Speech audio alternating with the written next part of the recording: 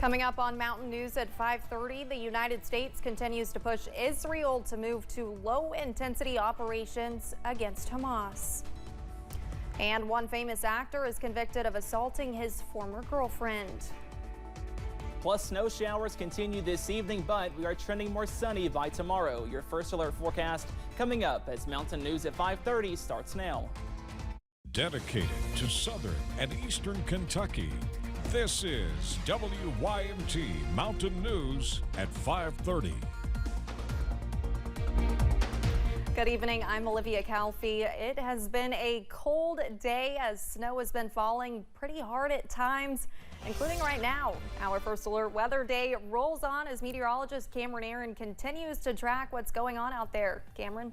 Olivia, I'm like a kid in a candy store on this Monday. I love the snow, and check out this live image from WYMT. Check out how hard the snow is falling, and this is a snow squall. We've been talking about this all day long, and when you have a snow squall, you have that hard snow, that windy weather, and also some very low visibility, so it's absolutely pouring the snow right now over in Perry County. Here's a live look at First Alert Pinpoint Doppler, and you can see those bands of heavy snow continue from the northwest, pushing off to the south and east, and that is why we have a First Alert weather day in place. Zooming into that heavier band, I would not want to be driving on the Howard Rogers Parkway from Leslie County into Perry County, also into portions of Knott County as well, close to Hindman. Some very heavy snow in that portion of the region.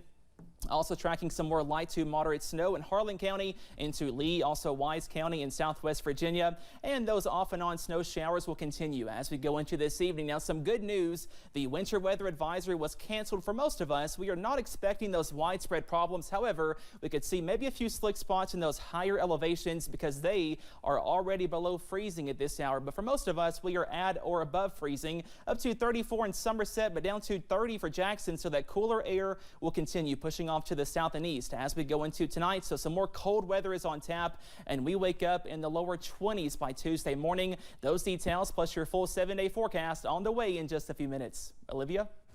All right. Thank you, Cameron. The U.S. says its support for Israel in the war against Hamas is ironclad, but still the Biden administration is urging Israel to do more to protect civilian lives. CBS's Skylar Henry has more details from the White House. Hamas released a new video showing 3 of the 129 hostages it's holding. Hamas says it will not negotiate their return until the fighting stops.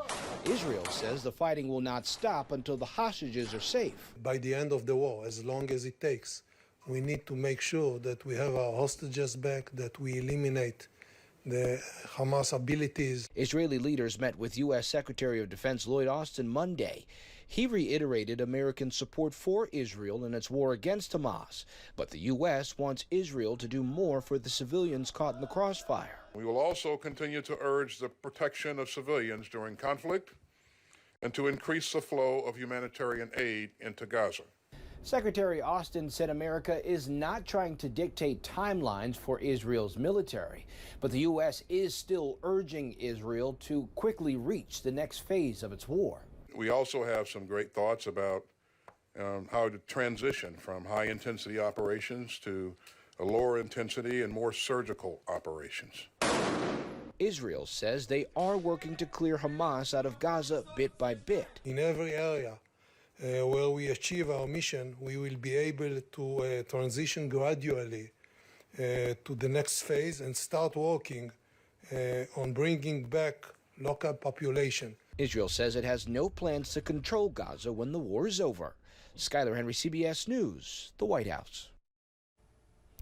And while the fighting in Gaza south of Israel continues, the threat from Hezbollah attacks in the north of Israel are on the uptick, leading Israel's Defense Forces spokesperson to say they are closer to war with Hezbollah today than they were yesterday.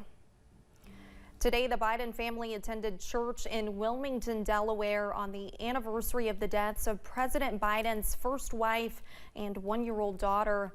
Nelia and Naomi Biden were killed in a car crash in 1972, just days before Biden was sworn into office as a senator. President Biden, First Lady Jill Biden, Hunter Biden, and his family, and the first couple's daughter Ashley spent about 45 minutes inside St. Joseph on the Brandywine Roman Catholic Church. About 40% of student loan borrowers missed their first payment after the pandemic-related pause ended this fall. The Department of Education says that comes out to about 9 million borrowers. For comparison, only about 25% of borrowers missed their payment in October 2019 before the 3+ year freeze went into effect.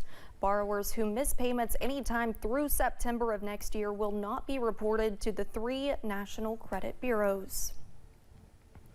Former President Donald Trump wants a court to throw out the gag order against him.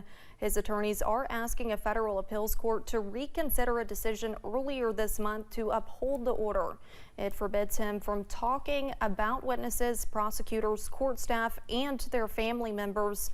That 3-judge panel in Washington, D.C. amended the original gag order earlier this month to exclude comments made about special counsel Jack Smith. Marvel actor Jonathan Majors has been found guilty on misdemeanor charges stemming from a domestic dispute with his former girlfriend.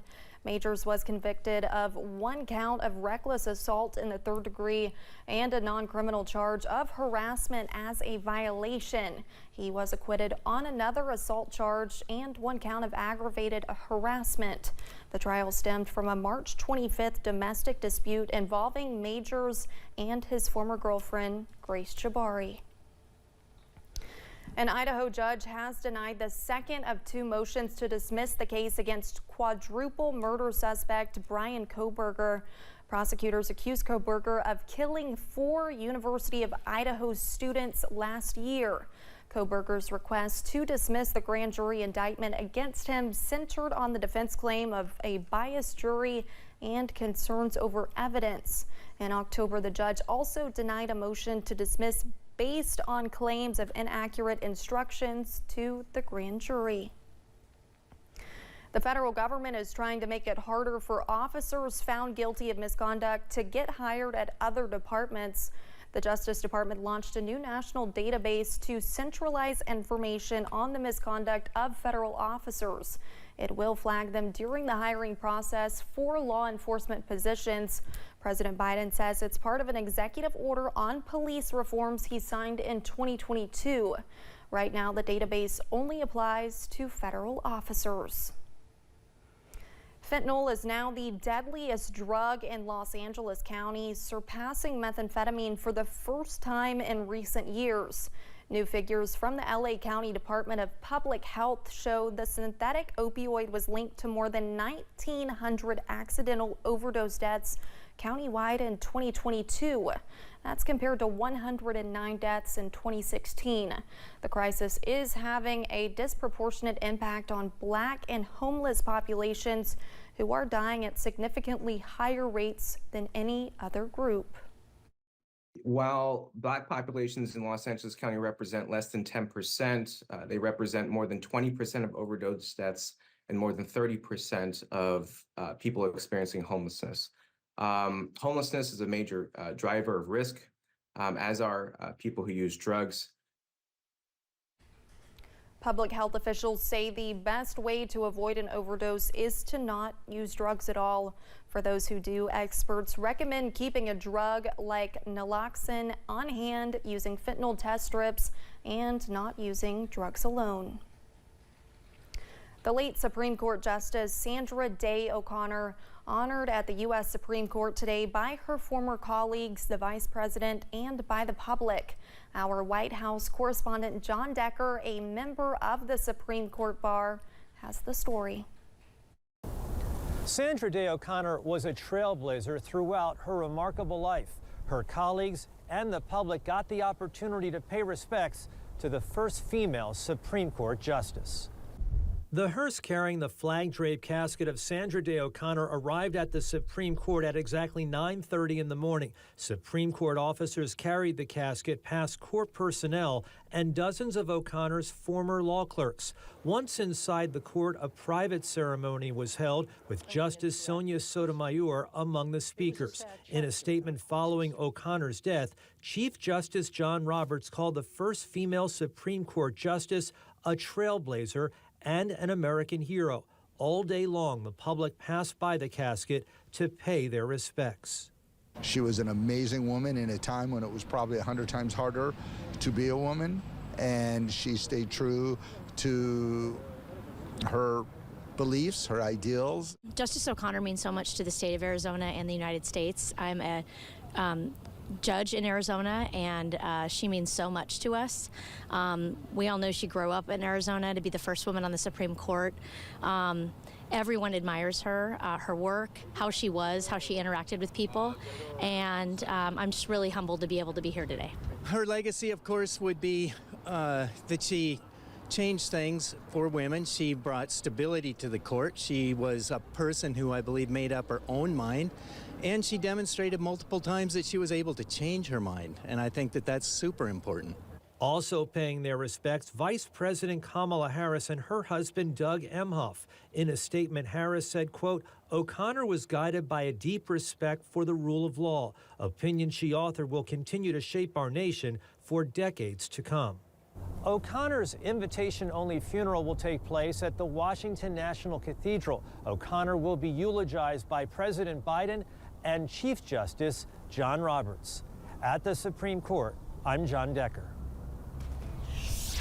Coming up on Mountain News at 5:30, a new study shows half of women take time away from the workforce at some point in their career. We will have tips on how you can restart your professional career.